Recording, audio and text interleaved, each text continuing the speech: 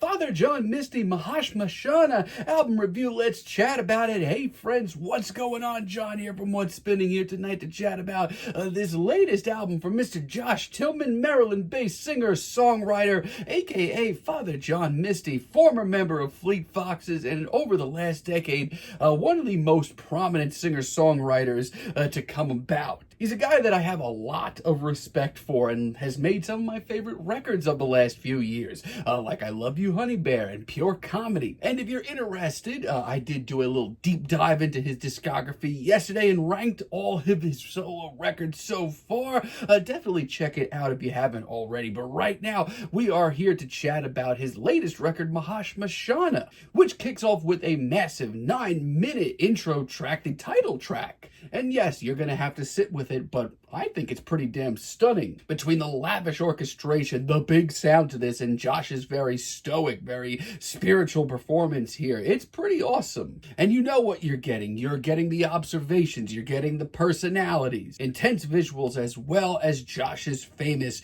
wit by this point. It's really checking all the boxes as far as I'm concerned. It feels like a homecoming for Josh. It's pretty epic, and yeah, you're gonna have to sit with this track. Like I said, it's practically 9 minutes, but I don't know if it's just me, but this thing breezes by every time I pump it up. The sax solo towards the end of this track also is fantastic. Then we have She Cleans Up, one of the singles leading up to this record, and let me tell you, I still pretty much freaking love it. The old school, strong sort of blues rock styling to this, as well as Josh's almost drunken swagger. I mean, this is a hell of a cut. It's got an old soul to it, and honestly, I just kind of freaking love Josh's performance on this entire thing. It's good to let him freak out a little bit, and that's exactly what he does here. I also just really love the eccentric performance that we get here. Also, the guitar solos and that bluesy old soul. And yeah, this is Josh trying a little something new. It's been a while since he's pulled out a track like this, but he does it really well. It's also a pretty commanding performance, and I love the nods to the more psychedelic side of rock as well. We also have Josh Tillman in The Accidental Dose, which was a late single drop from this record, but it is very quickly becoming maybe my favorite track here. This is a hell of a piano-driven soft rock tune with all the Josh Tillmanisms intact. His performance on this track may be my favorite on this entire record.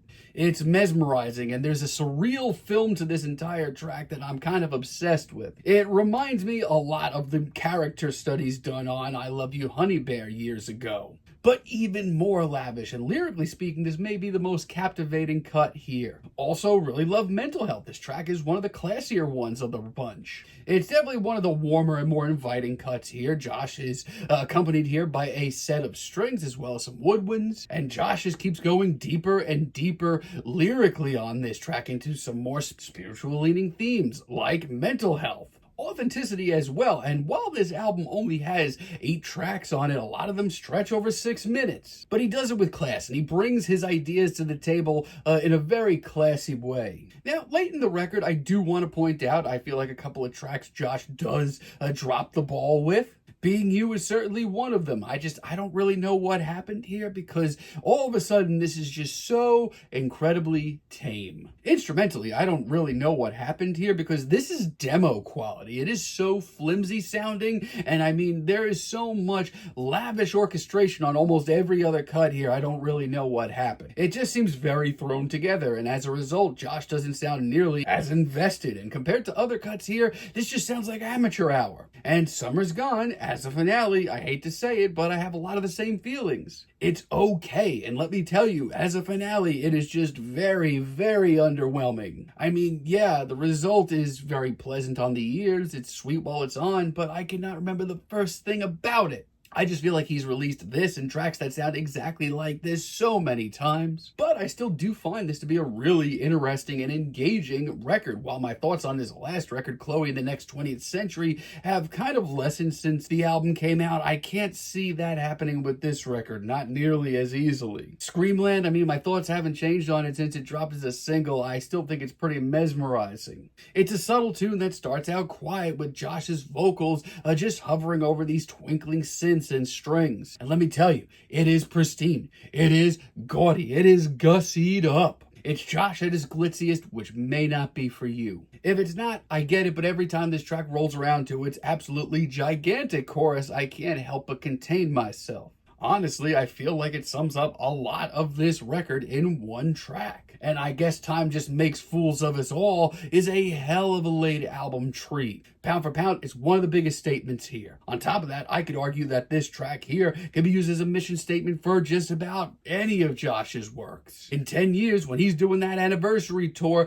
don't be surprised when this is closing everything out. Now, is this for everybody? No, it's a 9+ minute folk tune with Josh getting a little rambly at times. But honestly, I love it. This track just breezes by. It's an awesome cut that I'm glad was included. Initially, it was on that Greatest Hits album that he put out a few months ago, but I'm glad it has a spot here because it sounds like it belongs on this record. Overall, I think this is probably one of the better things Josh has done in a while, and I can see it standing up with me. I mean, lyrically, it's captivating. Performance-wise, the man has infinite swagger, and this just seems like a very concise set of tunes from him. Yeah, there's a couple of bland moments in the second half, but that's going to be expected at this point. But for right now, I'm feeling a very strong 7 on this album. But let me know what you all think down below. If you like the video, be sure to give us a like, give us a subscribe, and let me know down below what you would like for me to chat about in the future. And until next time, have a great day, friends.